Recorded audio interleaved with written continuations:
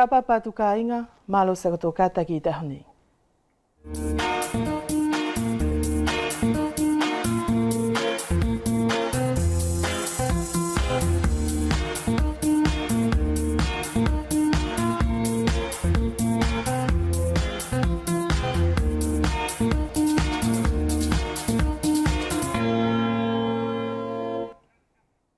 Bonsoir, je suis ravie de vous retrouver pour un nouveau numéro de Talanoa. Nous parlons toujours sport cette semaine. Après l'histoire des jeux traditionnels de nos îles, Talanoa vous invite cette fois-ci à découvrir le parcours de certains de nos anciens athlètes prestigieux et professionnels qui restent méconnus au fil du temps. Raison pour laquelle nous accueillons ce soir deux anciens athlètes d'haltérophilie, messieurs Sako Castano et Mafile Opesamino, des noms qui restent gravés dans l'histoire de l'haltérophilie à Wallis et à l'étranger. Mais avant de nous entretenir avec eux, nous vous proposons d'abord cette rubrique de Soana Tufele consacrée à la religion. Iuvane pa mo futuna kainga o hangepego te atu mutufuri o te Pasifika e ye o nga o whakawhenua pa mo ona taitangata pe whawhino te temi ne e mana nato i te whaingau i te utemi kua hiri atu. O whaera kei na tō langalanga i fuki e te launi o tō tō puleanga i te uwhenua tai atu. Anganga ke helewa i te aluanga o te awhiwhi ka inga, he tō whakatahe palalawa nei pa mohe kui. Ne ina foie pa mohe muasika i te tu ulanga whuki aini, sa pio Kaletonia i te whaingau i matapule aini ko te hiki. Ko Sako Castano mai vailala, kai mauri nei i mata utu, o whea ki te tamai aini ko Pesamino Mafileo, e tō kau pa moia ki te taitangata o te temi, ne e hiki awhea mai i uwea nei o whea ki tō apuleanga. Kai mua nei o tata tō whakatahi palalau pa muna ua, e tō mamata pe mua ki he kumilonga Soana Tufele, o hinga pa mo te ulua ki nofu anga tāpo o i uwea nei, e whai whakamatala atu ki ei, i e Maria Margarita whale lavaki, ko tō mamata mai.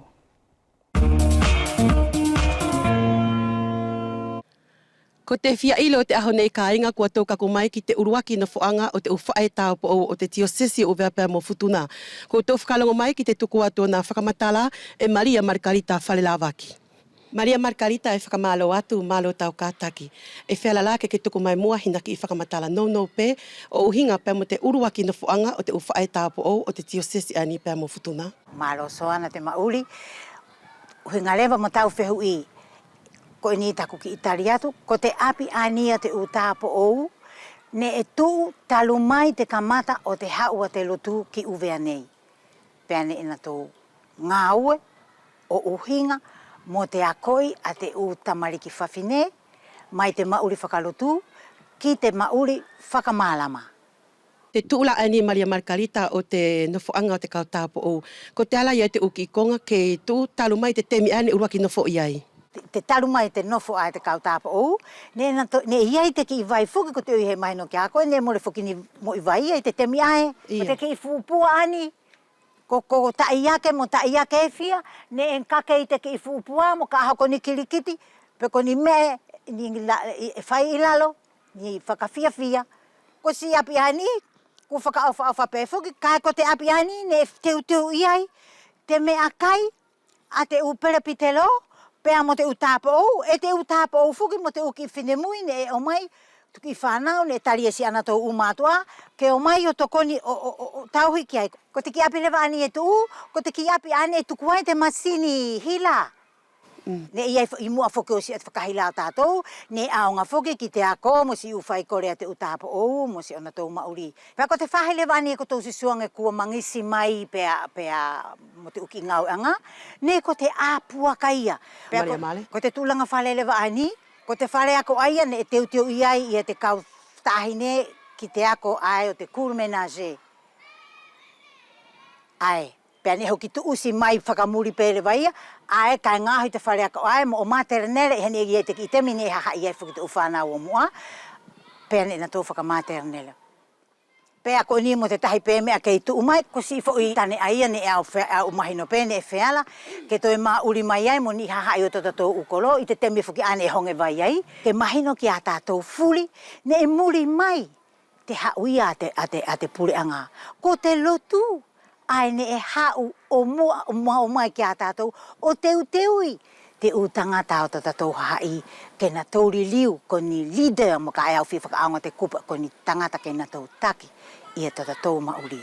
e ke whakamaoni mai la Maria Margarita, ko te kautapo o ane na tō kamata ako ki te hahai whawhine, ia te unga whakawhawhine mai te whai ako, o whia mo te whai to, pe hoko mai e mo tahi uki ngawe pe, ku whai lewa te temi ani e te hahai whawhine. Au whakamoni atu ko te utapo o ane na tō wako. Mai te lotu, ki te ako te lautohi, ki te ako te whai tohi, ki te ako te whai niumelo, ki te ako o te seokarafia, pe ko te historia.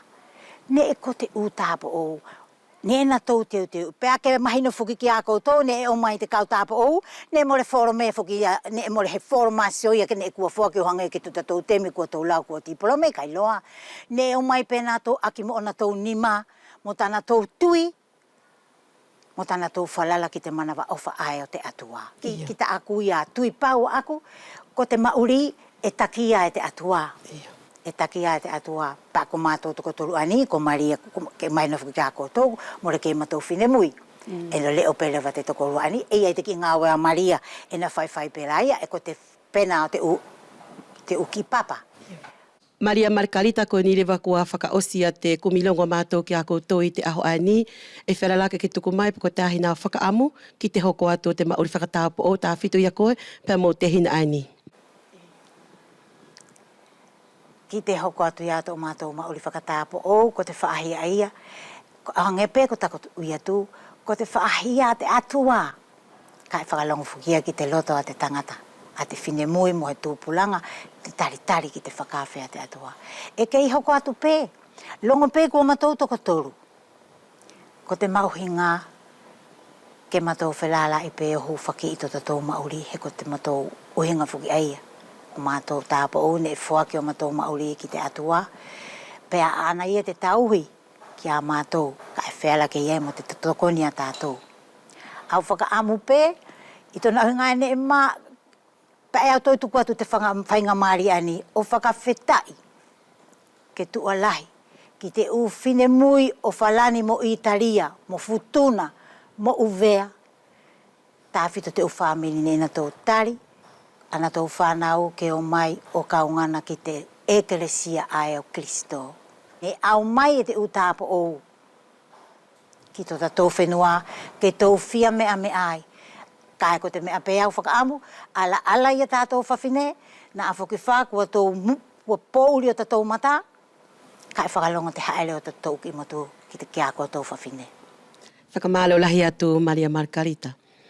Ka inga, e mamata mai te awhiawhi, ko tōsio mai pē, ko te ngata anga ani o te uwha ai tāpo o, e mā uri i te urua ki no anga ani o te uwha ai tāpo o te tiosesi o Uvea pēr mo Futuna. Ko Maria Margarita ngata, mai Futuna, Maria Ngutawawa, mai Futuna ai pē, pēr mo Maria Margarita whalelawa ki lewa o te tiosesi ani o Uvea pēr mo Futuna e pūre te no anga ani. Pēr toko whāpē lewa ki au, pēr ke manu ia te hoko atu o tana tō nofo foki te no anga ani, pēr ko mato o whātu.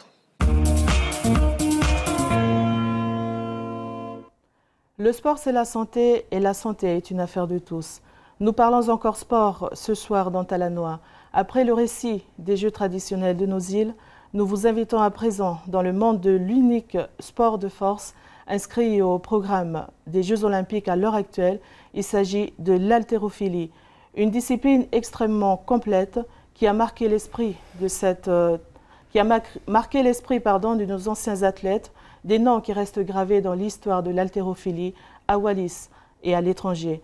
Talanoa vous présente ce soir un ancien teneur du titre de champion d'haltérophilie en Nouvelle-Calédonie, M. Sako Castano, âgé de 84 ans, accompagné par un autre ancien athlète d'haltérophilie âgé de 58 ans, M.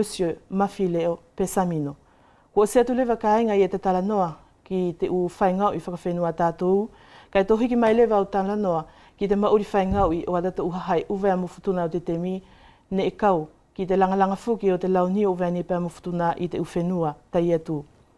Ko iei tai whiawhia ni e tō whakatahi palalawa e lewa pēr mo he kui ne e nofo pēr mo he mua sika, te tuulanga sāpio o Karetonia i te utemi kua hiri atu, ko Castano Sako mai vailala kai mauri neia i te korokomata utu, o whia ki te tamai e ni ko Pesamino Mafileo e te kau fuki pēr mo ia i te taitangado te temi ne e hiki awhia mai i uwea ne pēr mō tuapuleanga. I te uhinga ae ko koe, Castano, sako e unumatua i te whelongoi, e au ulua ki whakaapa-apatu pē moa ki sa au kātaki i te ahonei, pēr mō te lava mai fuki o whakangali i a te whakaawe ne e kore atu. Maharo ka soa ngari. Si au kātaki, mo te maufuku te pongpongi le reinei ki tau ngā ue. Whia peka o te hina ngā ue e nofo i te api nei. E au whakamaharo atu whakapāpātu ki a koutou furi e ngā ue i te whare nei. Whare whakamawhora longo o tātou ki tō puranga, marama nei kato.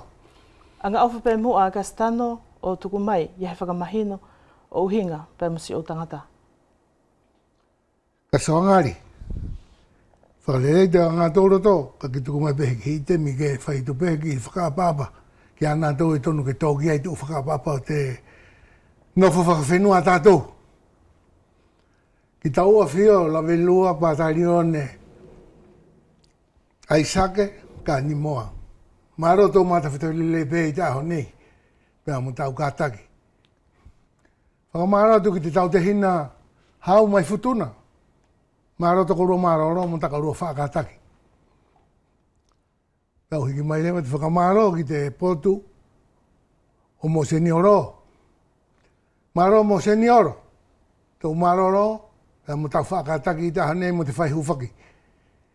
Pēki tō potu pātera amasio ko te vikea senelare, o te whenua nea ni ko uwe mo futuna. Ea whakamaro, whakapāpātu, maro tō mauri mo tau whai kore whuka hufaki tātou. Tuku mai la Castano i heki i whakamahino o uhinga pēr mo koe. Pea ki tōku tangatani ele atu, mora ke ilo ia si tahia tai tupu ki mua mai. Ko te ngata pēa ki te utai tupu mua atu. Kako toku hingoa ko au Castano sako.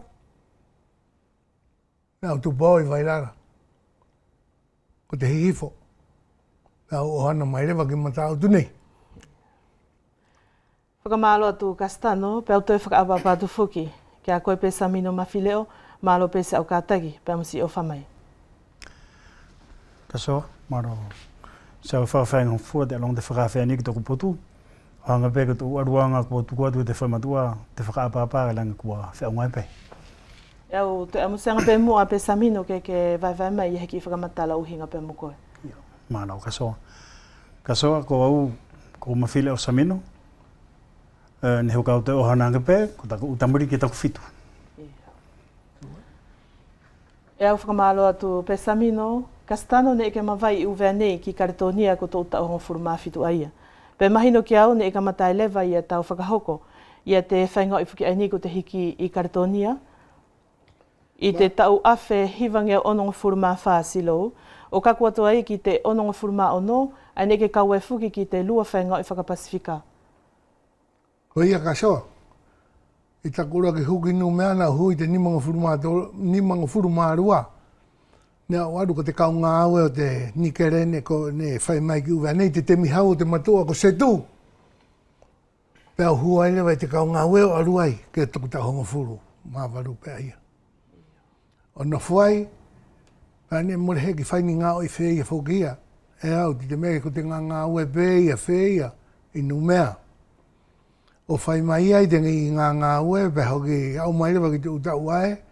Ko kamata langa lewa ke whai te ufu whai ngā oi nu mea. Ani o whai ai ko te whai ngā ne whai mai ki whisi. A kamata lewa te malanga te uki whai ngā oi. Pea kamata aru lewa ka hea ki whoki lere ia hea whai ngā oi. Kei whakamata atu pēa i te sero. Kako te asi i tupu anga Castano o tau whiawhai ki te whai ngā oi ni ko te hiki? Maro, ka soa ngari. Nau whiawhai ki te hiki, ko te whakamāmarohi o toku sino i tangata. He ko te potu i ngāue ne au matou whai ai i te nikere, ko te potu i ngāue ne mamahi. E ke uru pēkoa ki ai mai te horaa ke uru ai o au pēke te ngatanga te horaa ke mawai ai, te miri mea mamahi. Te o mea ai ai mamahi ki te Kristiano. Te langi u mea ko mamahi pēa te nikere tuku mai ka mātou ane arua tu. Ko e matou tau pē mui e koe nā mone tuai rewa. Hene e mā ngāu mo te tama ko Camilo. Camilo Pumi ko te tama mua. Me mā kau tangata pē o whiororo aki pē i te ngāue. Mai wei e tana uki mea ngāoi i tona roto whare. Ke maaro i te o si hora toru mā whata o ngā iei. Nā ka sa te arua ngata mā ka mata whai ngā iei, ko te ki tangata aine na whakamaro i lewa. Pea umanako rewa ki te ngā iei, he au sio, i tona aunga ki au. E au tona ufua lelei. Ko te hiki pe Samino, e mahino ki a koe whakalongo pē ki te mālohi o te tangata. Ko te tupuanga, o tau whiwhai ki te whaingau iai ni ko te hiki. Ia, so. I te kamatama e tako whiwhai ki te hiki, ne ko te ki tangata ko lape, Paulo lape. Aki te mine au kamata lewa mo te tangata aia tana tuku mai fuku te manako ki te whaingau i. Pene au ako lewa mo te tangata aia, o mahino ai mori ko te mālohi, ai ui ki ta hiki maarunga kailoa. E mau ia ki ta ako mua pe whewheta na whahinga hiki te ua mea, po ki ta ilu lewa, ku maurunga lewa ta ki ta hiki. E toi mahino ki au Castano ne mo ngata pe ia tō whaiwa i Kartonia, ne ki toi mata whenua fuki te whaingau i ane ko te hiki. Ne anga whewhei ia te kamata anga o si au whaingau i Castano? Ko nā te kamata kasoangari. Ne kamata te ki whaingau, kamata lewa ko iloi ko te whaingau. E nau ngā pē au tēni kere. Ka kua kamata iloi pēre wau i te whare ngā aue, ane au ngā aue i ngau i ai, e au takotahi i te whare. Pea whaki whapete upapārangi kua ranga ki toko ngā kini kere. O i mai ki au kau apongi uhu, pea au kātakianga o taku umea ngā ui, mo toku umea teu, ai ki te paskete pau taritarianga i te ara he hau te motoka ki toko api ki tropi, nau nofo i Vartikoro, o ovi pe te kersia. Ke mato whorau ki vila. Ia. Ko nā te kasoa te aruanga o taku kamata fia whai lewa ki te whai ngā ui, he ko te he ka whuki au ki te whakalere. Ko taruma i tāku aru o taka i paparangi, o te hoki mea e kua heka ki te mea hinga ko te whakalere e lere o runga. Ia. O whorau ai ki vila. Pea upatorewa ki vila, o whai e tamato ki mana wa si pe, pea whakahamai te la tio, ko te kamata te whai ngā ui, te hora tahi pe ia. Tamato mapo pato ai pe o tamato si kakai te o te lepa, tamato oro to e lewa o teu o whai te whai ngā ui, i te rata mara e o vila. Pea ko te whai e ia tamato ngā ui vila, kua whonu whoki te whenua i te no whaki o te se mamata whoki o te hiki a mātou, nei mai ko te uha hiki o vila. Pea langi si sio pete hai o vila e more e matataku i a mātou, ane o ratu, pea whakawhisina tau ka i e pete umea whainga i o vila. Pea mai te matou tangata pure ke maro whakahaha te hiki, ke manaku whuki tāwhito ki ai te kau vila, te hahai a whia whaiki ki te ngaui. Aina la ne au kamata i lewa, te whainga i, te marae ai ai vila, o whakahaha ki te hai. Whai te uri mo te utaisi, kau tauto au nafo peau e muri au whakamuri peau. Pea ho kau ia turewa, i te mai a ko au tuku te milakanga hiki, pea ho kau arua turewa o taitaanga te o whakau ke te lakuanga ko ki mea ki te whauka mea, pea u hiki ai. Paka taku hiki ai ia, tuku ifo.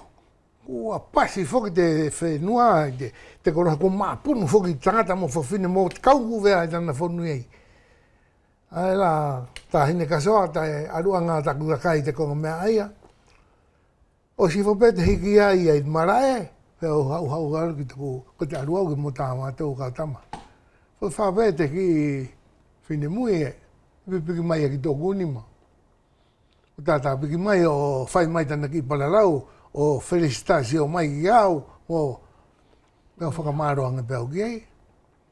Ka ele ki tana ufoi mātua, paparanga o wange whuki sio ki au, whakaperesante au ki tana ufoi mātua. Whakamalo atu Castano, ko te alewa te u whakahaunga whaingau i pe Samino ne ko ke kau ki ei, i te utemi ko heri atu.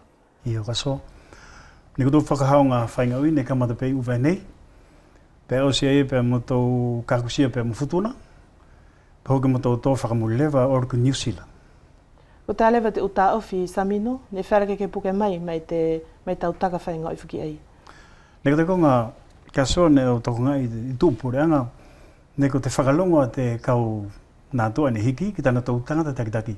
Ko tātana tūpua, he ka pau e whakalonga nā tau takitaki, nā tau kau hiki ki ai a takitaki, e mahi ki tana tau u hiki, maorunga, uhinga pe mo tana tō whakalongo. Castano ne ke kau ki a whakahaunga whaingau i ani kua ke vai mai i Vila, Santo, Niukini, Falani. Guam ha amoa fisi tuku pe kau laulau Castano, tahisi, Australia pe mo Karetonia. Ko te arewa te uta ofi mauhinga, ne pe e whera ke puke mai i te lakanga ani. Ka soa, maharo. Ka soa ngari. I taku whakaamu whoki ki te whaingai. Ke kātagi. Ia hei mo te tamariki a whai ki te ngaui, ko te mea mauhinga. Ki tona tau mauri, toi le lefo ki tata uhinga tangata, tata mauri whakasino. Ke ki ta whai te whai ngaui, ka kakita no whawhea pe kita. E noa, tata sino, e malu mai tata ia ukakano ko hifo e kilaro. Ka ki ta whai te whai ngaui, ko te mea hauai, ko tata maalohi whakatangata, pea monea tasio, ma mao atu, pea maua i tata u ki whahinga whakakaukau lelei, ki te maalohi o tata sino, pea ore ke tai maha ki ai he temi mo he temi, i te aruanga ia tau whai lelei te ki whainga i ai, ko ia o roto ai ke na tau sio mai te whahinga hea ke na tau ilo lelei pe ko tāti hunga te whainga i ai, ka take o mai o whai, he aonga, nei kua lelei la te whainga i te temi, ani kua i te ki whai piesi, kua tō anga whoki ki ana tau, ai mau te ki me tai, e mauri ai e nā tau. Ka ki seo ma tau whai whau, i sākari o whai pe mā tau. I te noa, o te tau mai pesi ki mo uka mea, peha mo koe ki tau api, mo usuvenia pe. E o tā awhi mai fuki pe samino i e te u hakanga o te hiki e lau fuki ko te arache, pe mo te epole jete. Ke tuku mai pe hona whakamahino ki ai. Io, ka soa. Ko whahenga hiki e lua hanga la ko te potone ke paralo ki e ko te arache, pe ko te epole jete. Langi ilo e pete whaimatoa te potua ia, hene ko tana tau temi ne whai tuatoru i nātou, ka ko te mea ni kua tuarua. Pe ko te arache, ko tau hiki tuotahi mai laru ki orunga. Pe ko te epoleste, ko tau hiki mai ki te fuanga o ma, po ke taho lewa ki orunga. Ka ko whalewa te pākanga, pe samino ne ke whai vai. Io. A mahala ko te pākanga e ui nau whailua rua pēo, ko te arache mo te epolene, a whai mamahi ei. Io. Ko mālo tu samino, e mahino ki a koe Castano, ne e i tau te mine e ko hākanga fuki e toru, pe ko te te miliwa ai kua lua pēlewa. Ko ta ia tona tupuanga? Aro, ka soa ngari. Ko te tupuanga, o te tāwhi, ko te tāwhika sue o rai piki fuki, ko te ngā i ai newhai. Ko tāwhi te mea hingoa ko te develope te puku, he whakatupu lawea ki te whoito hivi o kita. He lahi fuki te mea epe, fuki whate uka mea ko ali whauri e kita, o liu whasia kita ki laro. Ko nā te tāwhi o te mea o te hakanga e kani matoka whai mai pe mātou, i te mātou temi, nā u whai fuki au i te mea e, te konga ia. O hoki tāwhi mai ki muri, ani e taranoa ki e te matou ani ko samino, ku hakanga rua pe. Ka ko te uhakanga hanga pe ko te mea ne i tue samino. Tuku ake pe whoki te poleia mo te velope, o tuku i he, i o whatawhata. Pe hoki pa whakarongi te arapiti, pe a tāi mai te arapiti, pe hoki ke hanga rewa koa, ave ki arunga. Ke hoki tu, pe ka aru te uka mea ke arunga, e piko whea tau ni maa, pe piko whea ia. Pe mole lau. Mole lau, e se lo ia. Pe ka au pe koe ke arunga pe tau ia, pe se lo i pe ia. Hoki au ke arunga tu ai, pe whakarongi ki te arapiti, ke nai mai. A te awe ke tuku ai lewa ki lalo. Ko ia kasonga si whahi ai. E more ngata pe samino pe mo te haha i tangata, te whakahoko fuki o te whaingau i ani. E fuki pe mo te haha i whawhine uwe ne mo futuna, ne whara fuki ke ko tau hiki whakatahi te utemi mo atu. Io kasoa, e moni, ne ko te mo tau utemi, langi ne te mo mai pe te whamatoa te potu ai, ne te tamariki whawhine, ne mo tau whaingau i e, ke o manatui, te tahini la ne me tai auru ko otile, e la mo fielei, mo nila, mo uhiatu ne e kau i te mo tau kauhiki, kala ko nātou e ne whera ke ui ne mo tau whakatahi i te hiki mea mawha. E mahino ki au ne i e fuki he ume tai aulo hanga e pēko he kongo ke wawai mai, te ume tai paanga ne e mau e te hiki a uwe ne pe mawhutuna i tō apuleanga. Ne whewha e koe samino, ne e mau ho me tai? Sio mai kasoa mo le whera ka ui tu pene au mau, pene mau hetahi, ne mo tau whakatahi. I New Zealand ne mau tu whainga maari a mātou, ke mau ma he me tai o te whenua tātou. Castano, ne ke me tai wha i tau taka whainga ui, i tahisi, i te awhi hivangi au whitunga furumatahi, Niukini, Fisi, pa Karetonia, i te temi aia, Ka ne ne whewhai whuki kastano ia si uwhakapare. Tu te mi ai. Ngaro ka soangari. Ko te ko ngai ane matou whai te whahi ai, me tai ne kamata lewa te lua, te toru whai ngā oi, ko New Guinea. Pea ko te terekasio a uvea mo futuna, ne tonu ke na tau mau te umetai auro o te pare. Ka ne me tai paanga te pare tangata, me tai paanga te pare. Tupu ko te foi pare uvea, pe foi ko te ka uvea, ne pare mai ni umea, ne ka uai koro visi longorongo whorau o te tahi ka uvea atu. Ane na tau whehangai pe mo te foi pare uvea. Ko ia pea ne more ne toa lewa si uvea i te foi pare aia, ka te uranga toru lewa tahisi. Hene finale tahisi mo uvea, ma uia e uvea te maro. A e hohoko ai mo Karetonia. O me tai paanga furia mātou mai New Guinea.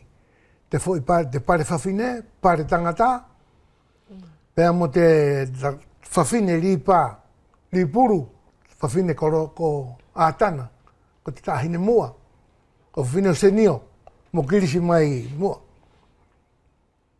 Pea mo au anina o hiki ai, au toi me tai paanga pe whoki au mai ai. Iyo. E ia whuki kastano mo tau ki ipaki ne ke haumoia. O tau whainga i whuki te awhi hivange o whidungu furu mātahi. Whera pe ke whakahahange ki si ikai ngai mamata mai. Ne ke whakatahi ai whuki, pe mo te tahi tangata. Ne i whaiva whuki i te temi ai, i te Lisa Velo, i te hingoa o Tuita. Loresio Tuita. Kare pe ke puke atu. Ko i kai ngai ka tō mamata mai, kia Kastano Sako i te whahai matau, pia ko te hema, ko Loresio Tuita i te awhi hivange o whitungu furu mātahi, ai ne e mao me tai ai whuki, ia te u tangata ai ni, i te hiki, pia mo te Savelo, me tai aulo ia Loresio Tuita, ka me tai paanga, ia Kastano Sako, i te whainga ai ni ko te hiki. Ia. Ko te hiki whuki sa mino e wharape ke na toi te whuki i he tahi, ki he tahi atu u whaingau i e hoanga e la ko te pare e ko te tautukutuki. Ko te ala i tau mau ki e. E mo oni kasoa, hanga peko te poto ne paralaua i a kase, uhinga mo te mālohi whakatangata.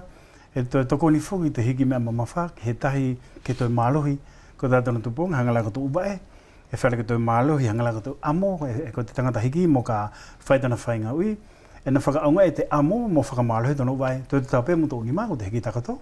E toi whakaonga e ke mālohi mo tō unima. Nei ke liru mai lewa Kastano ki tō mui o ne o ngā wai lewa. Ne whewhei si te mi eia. Nā uhu mai ki he uwea nei. Nē ane te kōwhanā ko la motia. Te mi eia o te kōwhanā ko la motia. O i mai kau hau ki uwea nei. Ma ue behe ku ki ngāwe. Uhi pēko te whailo ea ki o te i te mea ni i te moiu ka mea. Pēo hau. Hau ai lewa. Mai lewa te matua, kau teo teo ku mea furi. Au mai. Mai taku ki mea i te mānua. Pēo mai mo taku pēo heka mai lewa i te whakarele mo taku hana mo taku kau toi furi. Whakarele soria. Iyo. Ki uwea nei. Au hau no foi uwea nei. O aru lewa o ngā au e mai lewa kau ngā au e a paongo. O ngā lai a paongo, au ngā aue ki te ufo e masini, na furi te kere.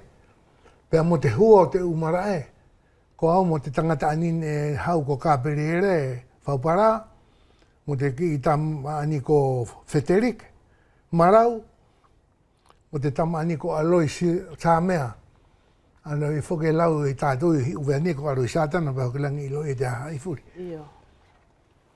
Whakamalo atu Kastano. Ne ke hauai whuki uwea ne, pa ke toi ako ai whuki e te uwhanau tūpulanga uwea ne pa mufutuna, o toi mao me tai ai whuki nā tū i te uwhakahau ngā. O hangala ko te Oceania ne whakahau ko whuki ki tahisi. Yo sa ea o kasoangari, o tau mai pēa matou whai rewa te ki ngā ue, o kamata rewa te ako te hiki mea mama whai uwea ni. Ka ko tako ki tangata urua ki ako aia ko lape, paulo lape. Ma whai rewa o kamata. O awake ai te kamata hau ai lewa te tamariki o uwea nei, tana tō oho mai. Ne e la mo te kau tamau mua. Ko te ki tama ngelu o te ki tama ko poi. Mo te tama ani ko mate ko ne whaipure ko sione, ane ko mate wila ia. Pea mo te tamako peni ino, pea mo te tamako ma apa te amasio. Ne hau ngā toa ne hau mai mua, o matou tau whawhainga i beo ako. Ka ko mahino peke ako e ka soa ngari mo te kāinga hanga mai. Ko tātou whukia ka te hovawe pēa ta tātou whai. Pea o sia tia pesia ki le vai a kāsa tahi aruia. O la wake o sia pia ma ke he tahi a ke hau. Ko nā rā te ka mata ma si kau tama pēa ani. Te ne whai tu mau mau. Ko te tama kō auto, mai mua. Mo te tama ko sa ne whaua. Mo ia aini ko sa mino. Pea mo te tahi kau tama riki ange pēa. Ai visei, tama ko visei mo na ki te hina. Ne matou whai hoko mai. Pea hoko lewa ko hoko lewa tuku te mi mawai ki tua. I ta ku lewa kua rete rete. Pea o tuku lewa te ki whahenga oe. Whahenga tungi ko te tama ako ho visei. E na hoko atu te ki whahi aia. Mo nā te wani ke ina te hoko. Ia. Ia o musanga pe mua pe samino ke ki te vai mai e te ule kula o te whainga i aini ko te hiki. Io. Ka soa ko hoi kupu e mauhinga pea e whera ki te ui e whaingata. He ko tu ule kula e tu ule kula ngā la ko te le kula te o temi ka amahara ko te temi o te competition e tu ule kula ngā la ko te umea kai. Ia. Ko te nofo akita e tu ule kula te lotu whare e whera peke langi mahino ki ai e kase. Pea mo te ko mahina e toru e maua ke i tu uki mea kai e whakaisisi ki a mātou. Ko tātou na tupuanga ka hauka whuki te temi o te ora ki te whakahaonga. I te konga mālui e ki ta nofo moia i te temi ai. Ia. E whewhai tō potu kastano, tātou tā ofki ei. I tō uhinga aine e ke a whea mai te whainga i aini. I taku nofo mai ka soa ngari. E mole hoku whuki hoku kai. Ki te mea tawhito ki te mea ngako. Ai tō e nimpera ta pui ki te hae furi ki te kai o te mea rohe whakatupu maki. He ko vea ki tau mānawa, he ko te mānawa whaki o tau ngau i. E tokoni tawhito ia ki te tāwhi o te maruhi o tau sino. Kāka hiki lako te mea ka hara tau mānawa mole aluia. Pea ke la vea i pe, i tau mānawa. Ka koe ai ako ai, te tō te tau fōi mea mamawha. Mo ke arutai tau tō te mea mamawha mo tau mānawa. Arutai. Ia. Pea hoki lava te mea ke whai. Ne ke tō te whuka silo, ne ke tō te whuka whalani ka Stano Sako i te lua whaianga whakapasifika i Karetonia i te awhihiwanga o nonga furuma ono ko tō tautoronga furuma lua aia. Ko te ahe souvenir lelei e ke tā awhi mai mai ei. Ka soa ngari māro tau whia i leo laipe ki te konga aia o te tō o te whuka. Ne ko te tangata wharani ne hau ai o ki uvea ne ki a mātou. Ko te tangata ne hingoa ko mesi e tō mā, ko te whoi tangata whukia ko te tahi a whoi tangata. Pēnei mai, kau tō au te whuka wharani. Pēau i tu io.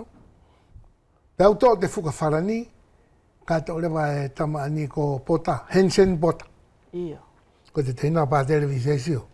Ka mare mahine ki si tahi kāinga ko mate wilai nume. Tō ia te whuka au vea nei, a sio tātou motu masiva. O whai e whau ne aru te tamai ai, ko tāna whainga ai, ko te lipuru. Ko te turu nea te whoi mārato, buka whaka te whoi mārato. Pea ka he whaka te lipuru ia a mātou ai, te tama whuka ai nena whai te lipuru, te whoi mārato. E whai whaka te hae a ka aru ki mua. Ka whai te tama, te lia tamato whoi, mea ka aru i te a. A takai whaka te mea. Ko nā, ka soangahari te ki ko ngā tamatou whainga oi, ka ako te mea tauri ka rika whoke. Ko tōronga pei te temi ani Samino, kua ia whuki he uwhanau tūpulanga uwe ane pēr mawhutuna, e kua toe mua sika whuki i te whainga ui ani ko te hiki. E whewhe lewa tau manatu ki te whakahoko o te hiki i te temi ani, o whakatautau te whukila ki te temi o koutou. Io, marau ka so. Ko te mea pēr whiwhi ai, ko ia ihi i te uwhahinga ako ne whai tamutu te mi ku arumamau hanga la ko wharakiko, ko whuiona mai futuna.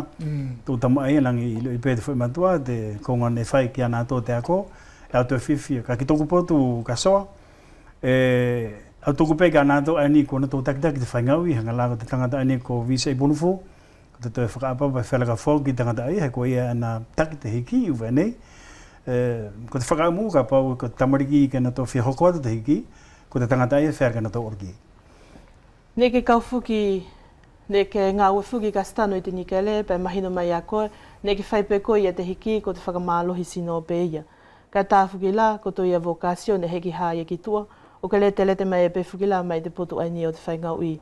Ko te ate uta ofi e ke puke mai te utemine e ke ngau e, i te servisi o te whaingau i te utemi moa. Te uta ofi mai ka saongari.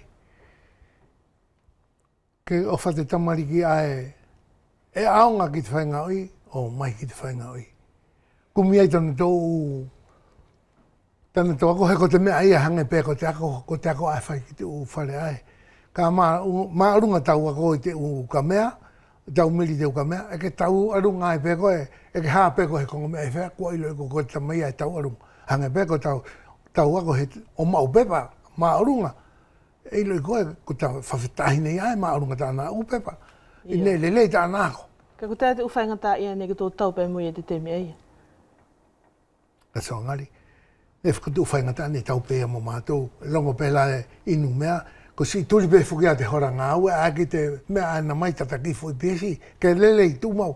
He koni mea whukia. Ka ke tau pē koe. Pē ke arua tu ko tau hara te tau arua tu ko whakatokanga mai. Tōna ura ki whakatokanga. Ke tokanga. Lua. Tōru kua kei te matapā koe, anu lako o kumehau ngā witu. Ane whewhea i te uwhaingata ia ne ki tō whelawe e pē moia i tau kamata ako i whuki e te uwhanau, ai i uwa nei. Ka soa, ko te mea whaingata a whuki tātā. Whainga atu whuki ko te aruanga te mure māramata tau, ne ko hea kana ko hea hailane ko na tōua ko he mea i he mea, e wheara ke ki ta whimari, ka ki tātā kina a whuki, he ki ta whainga atu whuki, ki te whakatonu ni mea ke whai, e whai pē, whukia pē tuku ia ka whai ngā i nā tau kehe o whai te hea umea kehe. Silo mai pē kastano, ne mahina mai whuki mai a koe, ne ko tō tau whuki, te uwhaingata e ne ko tō tau pē muia, he ne heki ai whuki he mea ngau e koto i te temi ai. Ko te mea ngā ue whuki la, ne mai, ko te ki mea ngā ue ne veli o sia, ne heki he mea ngā ue mo o nia. Pea mai lewa ia pea matonu na whae, pea whakau e mātou ta matau mea ngā ue, hoki au mai te o matau o mea ngā ue, pea matau vai lua i lewa. Te ki mea ngā ue aia, ka wikira ki te kau futuna, ki te hina tātou mai futuna. O awatu ke te mea ngā ue, kena tau a koa whuki te whaingaui. A koa ne i te tama, ne whaingaui e mea ko te tama koremo. Ne nofo i he, ne whaingaui whuki ai numea i te hiki. Kau i te hiki ai hau numea i te mea. Pea ni kua mawaia mai. Numea hau a nofo i futuna. Naka ne a wiki ai ki te uwhanau kena tau hang, kena whakahino hino whau. Te uki konga ia. Ka uwhare pe whuki te konga ani heni o whakahino hino pe te uwhanau. Ka kele pe whuki koe. Te ui ngata a pea te uwhanau i tuki tahina mea. Ka e whai nā tau pe whakangau i pēi, ala he pēni mea whakawhai ngau i a nā tau. E hanga e whuki more loto. Ko te oranga pēi a ke te whakamamiri whakakaunga. Ka e more ko heu haai e loto mo oni ke nā tau ako i whuki ke nā tau mahino ki te umea whai. Whakamalo atu kastano, ne whewhea lewa pe samino ia te uki i tuku hau. Ne ko tōri i te temi ai. Io, kaso. I tōku potu. A mahalo ko mātou ani ne whaingaui, ne mōre he tuku hao ne mo tōli. Mahino ne ie te whaipilo, ne ko nātou ne nā tō takitaki te potu ai. Ka ne whewhea i so potu o kastano sako? Ko te whahi ai ai nu mea, ne au whai nu mea, ne au tuku hau. Arua tō ki te u whare, o kamata atu ki ai. Pea ui mai ke riangi mo he ki whoi a whai ni mangau. Ia. Pea uli, ka ke ngau ia ia o ki te osio te mahina. Pea hoki toi ha uriangi hana tahi ki mea mo ka ke whiha koatu. Pea whai pe. Pea whai pe i te tahi au. Ka ko te tangata ni hau mai wharani, nena mau whui e te misi o wharani, te sino mata lelei. Ia. Ne hau ki whaki no mea, pea no whai lewa ia, au whai tana whare. Pea sio pe ki tako ore tū, ko ka mata le sia pe, te ki paru moi o ka mea nge, ko pea nei mai ki au, ke ma kau tatuanga i te uhora au arua nge, hoki ma whai ngau i moia, he whai ngau i pe whukia moia. O ma tau whai ngau i pe, i tona api, pea whai lewa pe nei mai, mori ke toi te tongi koe tau, e ke hau pe koe, ke tā whai ngau i tū mau i te mea ke hau ai o whai ngau i, pea hoki tā whai ngau i. Ke ma whetoko ni aki whoki, te whe milia ke tō whoi uka mea, hea aru tō i tua, ka ma mawhawhau nā mōne whau, pea u toko ni kei, tōna hiri ake ki te mea hiri, o te whoi uka mea. Koe nā rā te aruanga tā ma o mo le tuku hai hawa fu ka ke ni mo le ngai e tuku hau e whenua ni Ko malo tu Castano a to filu mai Pepe Samino ki te ufakapale o a koutou fuki mo ka mao ha koutou umetai hene mahina mai ne mao te koutou umetai aulo paanga i te koutou takawhainga i fuki i tu apuleanga. Ne whewha elewa te koutou lilio mai ki uveni. Io kaso, mo oni. Ko he mea whakawhiwhi ka mātou, ha moto o mai pēr toko ngai te alonga te whainga ui. Pe ne elewa te whakatūtua ta moto tangata takitaki ia visei, pe hoko ai pe mo lape, ne ta moto mea kai ne whakahoko i te api o te tangata aine na takitaki te hiki. Ka uhinga whuila mo nā tōne e mau me tai aulo, ne heki fuki he whakapare whewha i ka nā tō e si te mea. Kailo api tō. E au whakawheta ia tu Castano Sako pa mo Pesamino mawhileo i te aluanga takulua lava mai i te whiawhi whakakolo i e te Talanoa. Ko he pāki pe fuki e whela ke to e whakaloto mālohi e pe fuki e te uwhana uveni pa mwhutuna ki te hokoatu o te whainga ui pe te tā ofi e fuki i a te mua sika mo me taine e katou mau i te temi kua hiri atu tā whito i te whainga i aini ko te hiki. Castano Sako ko te alewa hau tukumuri ki te aluanga o te whelongoi. ngaro ka so ngali me be a whakaamu ki ai ki te tai tupu ani whakasisi lasia na tau inu ka tokanga ki te potu whainga ui he ki tamatanga fua lelei ai pe ki ta hai pe ma ua i to ta koroa i te whainga ui he ko ni te mea ni kua tatongi foki te ki tangata ai mau tana ki me tai ko ulonga tu foki whei ai Ko sipe lewa te temi i Castano, Samino tuku mai la hau whakaamu. Whakaamu ka sohanga pe ko potu ne whaki atu e kase, tahi whakalong pe foki te loto takitakotahi, tona lelei pe moto ununua, ko he tahi e whaingaui, pe ilongo pe tona mauri ke alu he ko nātou ai takitaki te whaingaui, ke na tōroki ai. Whakamalo tu Samino mo kase ki te aluanga o tokalua kātaki. Ko te whinumi ani ko Katarina siene mo e whana mai loto i le sina, ne e na hoko atu lewa silo ka inga i atu tatoa whiawhi, agi tana me e toko tahi i sangatu soane i te ahawhalani o te tau awhi hivanga o hivanga furuma hiva. Talanoa se poursuit avec la danse individuelle de Mademoiselle Katarina Siene Moefana qui a représenté son district Hahake au centre de Wallis. Nous sommes en 1999. Admirez.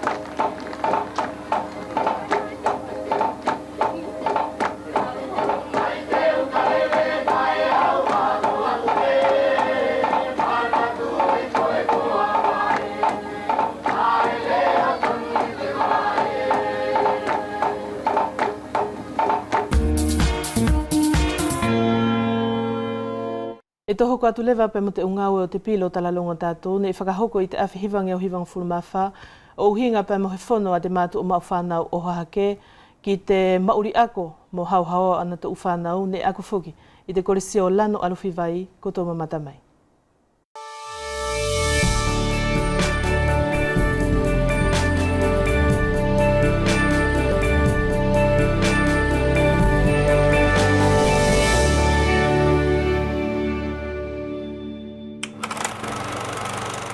La décision prise par la Commission d'hygiène et de sécurité et le conseil d'administration du collège Lano Alofivai avant les vacances d'arrêter les cours dans 2 sections, la mécanique et l'électricité les jours de pluie.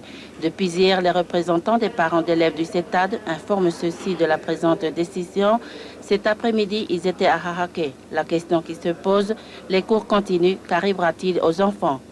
Si on parle de sécurité, je crois que la décision qui a été prise par le principal et les parents d'élèves, c'est une décision sage, car surtout les installations électriques, les voltages que le collège a besoin actuellement, ce sont des machines qui tournent à 300 volts. Donc, quand il pleut, surtout en ce moment, c'est la période des pluies, l'eau coule sur les installations électriques. Alors, les tableaux des bâtiments, il y a de l'eau en permanence là-dessus. Donc, les parents d'élèves, comme la direction de l'établissement, a pris la décision d'arrêter les cours. Maintenant, il faut poser la question. Si, au long de l'année, tout au long de l'année, les heures qui n'ont pas été effectuées aux enfants, qu'est-ce que ça va donner à la fin de l'année? Ça fait deux questions à poser. Quand aura lieu les réparations et qu'est-ce qu'on en fait des enfants à la fin de l'année scolaire? Ce sont la rénovation de la toiture et l'électrification de l'atelier du CETAD qui sont en question. Des travaux qu'il faut effectuer rapidement pour que les élèves travaillent dans de bonnes conditions. Demain, ce sont les parents de Hihifo qui seront informés. Mais la plupart souhaitent la continuité des études de leurs enfants à cause des examens de fin d'année.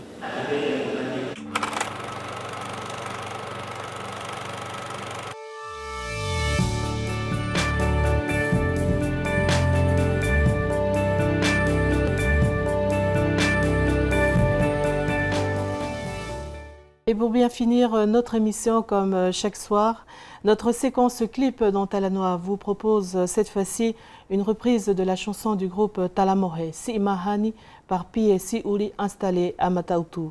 E tō tukumuli mai lewa ka ainga ki te maholo, mo o whakausi lewa i atu tatua fiafi, Si Imahani ko he hiva te maholo ani ko te Talamohe, e toi whaiwhaitaki i atu e te tamai ani ko Pie Si Uri, mai te koro ko Matautu, ko tō mamata mai.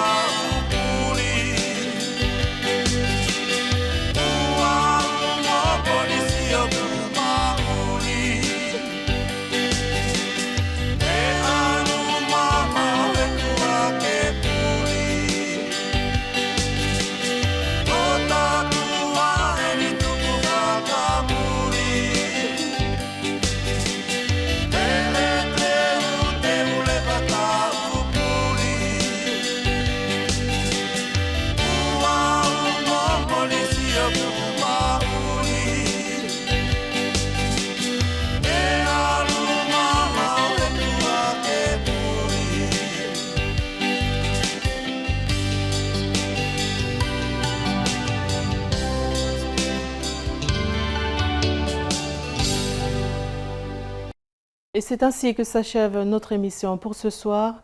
Merci de votre fidélité à nos programmes. Notez que Talanoa reste toujours disponible en replay sur notre site Wallis et Futuna la première, sur les réseaux sociaux et sur notre chaîne YouTube. Nous vous souhaitons de passer une excellente soirée sur la première. À demain, si le cœur vous en dit. Au whakawhetaia tule wakainga ki te aluanga takoto whima matamai. Toi whakawhetai ki te kātake te wharetautuanga anin e tokoni mai ki te whakahoko o te ngāwe. Ke manu ia te hoko atu te awhiawhi ka koutou tatau. E moto tau i nepe mo o whātu, hoki tau toi whakatahe whenei pēlā ki apungpung.